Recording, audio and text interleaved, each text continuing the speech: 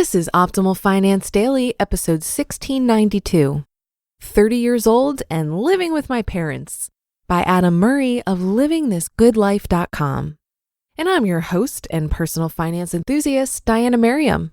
Today, I'm featuring a new author for you on the show. I'll tell you more about Adam right after the reading.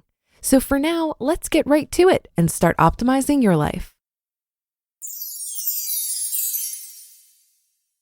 30 Years Old and Living with My Parents by Adam Murray of livingthisgoodlife.com. Yes, I lived with my parents when I was 30 years old, less than a year ago. Why would I ever do that, right?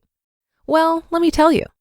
I'm Canadian, but lived in Panama for a little less than 5 years. During that time, I was able to see my parents a little bit, but not near as much as I wanted to. When COVID hit, I decided moving back to Canada was the best option. I was so excited to get back and spend time with family. Over the last couple of months of living in Panama, I was trying to decide where I wanted to live when I moved back. Because I work online, I had the option of moving anywhere. But more than anything, I wanted to see my family. So I decided to move back to Canada and bunk in with my parents for 6 months. What an amazing 6 months we had. It was so nice to spend so much quality time with them. Anyways, the real reason for this post is about saving money where you can. I've always been fairly good with my money, but much more so over the past few years. While I was with my parents for 6 months, I was able to save up $15,000 and pay off my student line of credit, which was about $10,000 at that point. Now, if I succumb to the pressures of society where you need to have your together by a certain age, then I would have bought my own place immediately, leased a brand new car, and paid my minimum payments on my student line of credit for the next 10 years. I make enough money that I would have been able to do those things, but I wouldn't have been able to save much money, if any at all. My point is, no matter what situation you're in, don't struggle financially to uphold an image. Stop comparing yourself to others. Everyone needs to take their own path. Save money where you can and maybe splurge a little more on the things you really love. Now let's go back to the living with your parents thing. If you look at any country south of the United States and many countries overseas, it's very common to live with your parents or family until you're married. All of my friends in Panama, with the exception of 2 who were married, all live with their parents. They all have good jobs, they all work hard, and they all have savings. None of them were sitting at home in their parents' basement playing Nintendo like we all think. The cost of living has never been higher in history, and our average salaries have barely bumped up over the past few decades.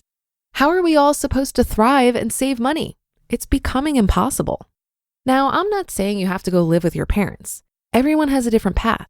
Maybe you have a family, or maybe you're single, or you're just getting out of school. But I am saying to think before you spend money or buy something. Do you really need it?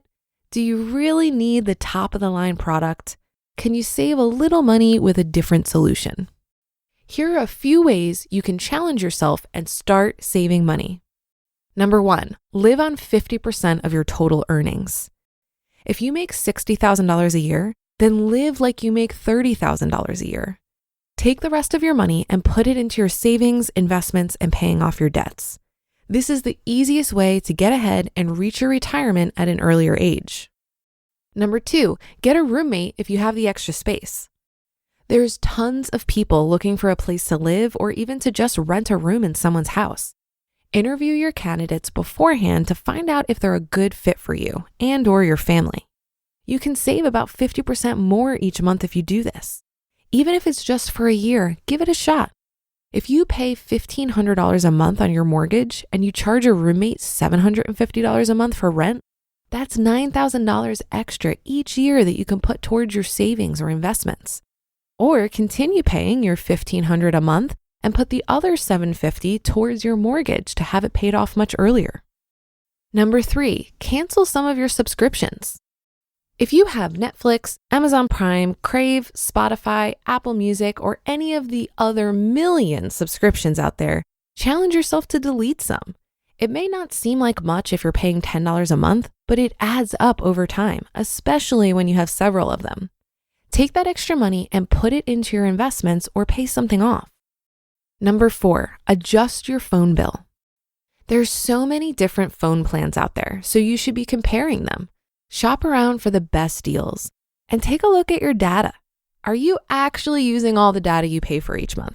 Maybe you're able to adjust it to 5 gigs rather than 10. It will likely save you an extra $10 to $15 a month.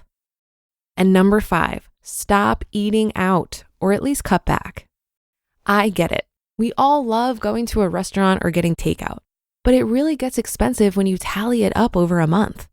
Try to cut back on this a bit. Instead of eating out 5 times a month, drop it back to 3 times a month or 2. This will likely save you $100 to $200 each month. These are only 5 ways to save some extra money. There's so many other options. Just start thinking about it. Start challenging yourself. You'll be amazed at the ideas you can come up with. And not to mention, you feel great when you're able to save. Any little step is progress. Make a bunch of little steps, and it really starts to add up over time. You just listened to the post titled 30 Years Old and Living with My Parents by Adam Murray of livingthisgoodlife.com. One of the most challenging parts of real estate investing is finding a deal that actually meets your investment goals. You've probably spent a ton of time scouring properties and plugging the numbers into spreadsheets, only to be disappointed that it didn't check out. Investing in real estate can quickly become a full-time job.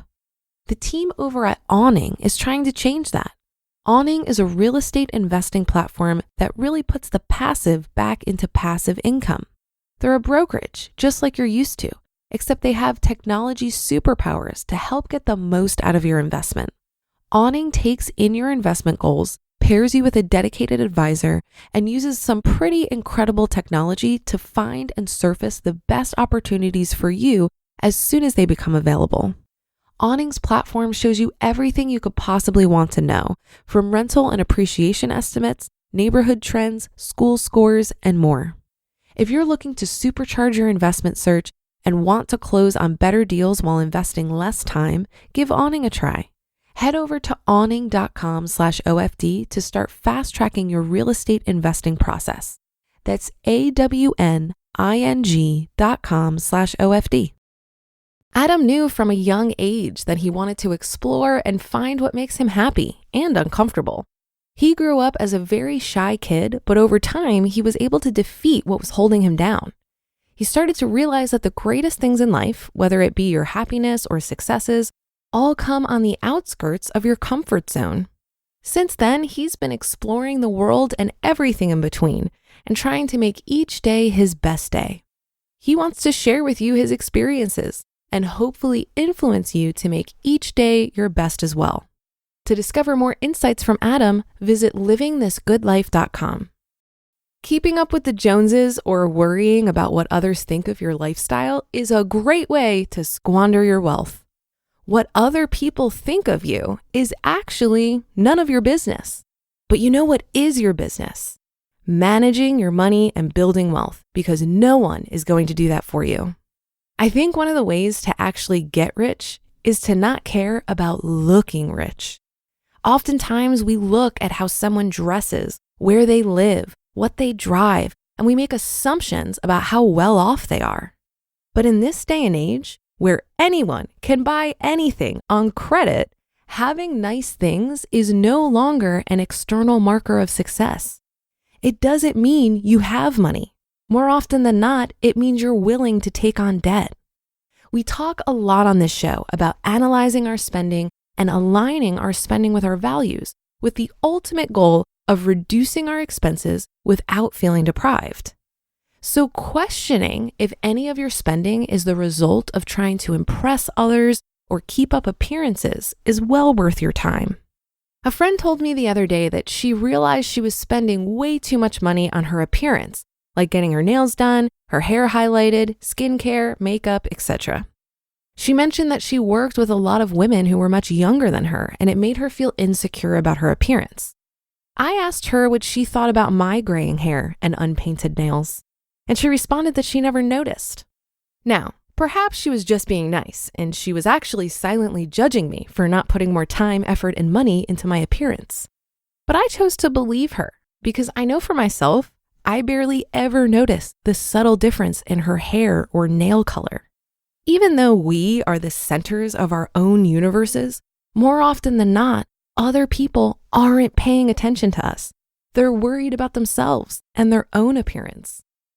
And that's another episode of Optimal Finance Daily. Thank you for your support and for listening every day, of course.